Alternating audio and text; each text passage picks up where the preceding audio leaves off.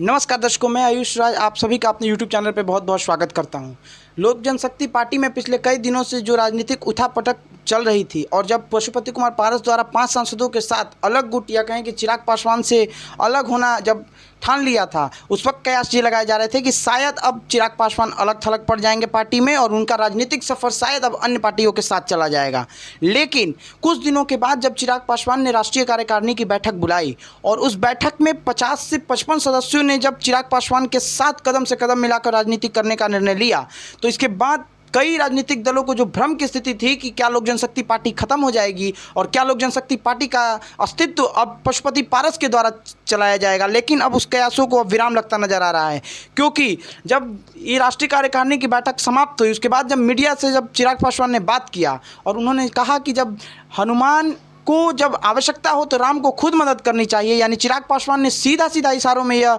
टिप्पणी की कि प्रधानमंत्री मोदी को इन मुद्दों पर उनका साथ देना होगा। क्योंकि 2020 के लोकसभा के बिहार विधानसभा के चुनाव के समय चिराग पासवान ने अपने आप को हनुमान और प्रधानमंत्री नरेंद्र मोदी को अपना राम स्वीकार किया था। और अब देखना यह था कि आने वाले दिनों में बीजेपी उस पर क्या रुख अपनाती है। और जो खबर आ रही है कि एक दिन पहले चिराग पासवान ने अहमदाबाद में बीजेपी के बड़े नेता और प्रधानमंत्री के बेहद करीबी राजनेता जिनका खुलासा नाम अभी तक नहीं खुलासा हुआ है, उनके साथ मुलाकात की। और जब इस मुलाकात को लेकर चिराग पासवान से मीडिया ने पूछा तो उन्होंने कहा कि ये निजी मुलाकात थी। अब देखना ये होगा कि जो निजी मुलाकात चिराग पासवान करार दे रहे हैं वो क्या प्रधानमंत्री मोदी का संदेश लेकर कोई वो नेता आए थे और चिराग पासवान को कुछ संदेश दिया गया है। क्योंकि चिराग पासवान को अलग थलग बीजेपी भी नहीं छोड़ सकती, क्योंकि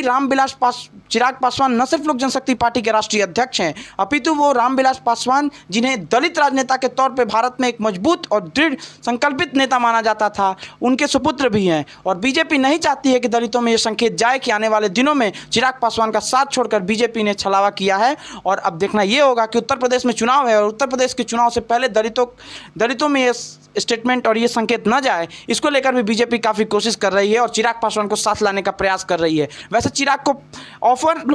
ऑफर आरजेडी की तरफ से तेजस्वी यादव ने भी दिया है, लेकिन अब कयास ये नहीं लगाए जा रहे हैं कि क्या आरजेडी के साथ चिराग पासवान जाएंगे। अब उम्मीद ये है कि बीजेपी के साथ फिर से चिराग पासवान जाएंगे और उम्मीद ये भी की जा रही है कि आने वाले दिनों में केंद्रीय मंत्रिमंडल में भी चिराग पासवान को जगह दिया जा सकता है। आप सभी का हमारे साथ जुड़ने के लिए बहुत बहुत धन्यवाद। मैं आयुष राज, धन्यवाद।